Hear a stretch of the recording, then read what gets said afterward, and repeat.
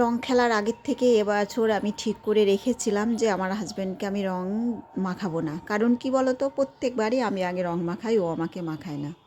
আমার হাজব্যান্ড খুব একটা ও পছন্দও করে না রং টং খেলা, তবুও আমি রং দিয়ে দিতাম, কিন্তু ও আমাকে দিত না। তো এবার আগের থেকেই ঠিক করে রেখেছিলাম যে আমি রং মাখাবো না। তো কি করে দেখা যাক।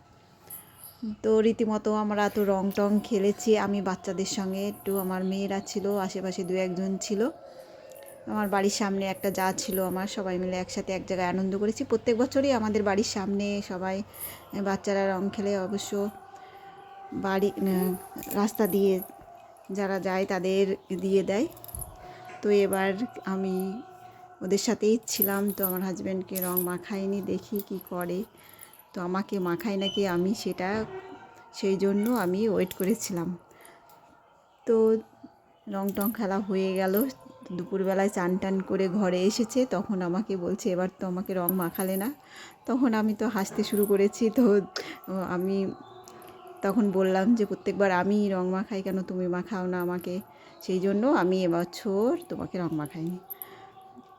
তো সেই কথা শুনে ও হাসছে। তো সন্ধ্যাবেলায় আমি রং দিয়েই দিলাম, তো তবুও আমাকে রং দেয়নি।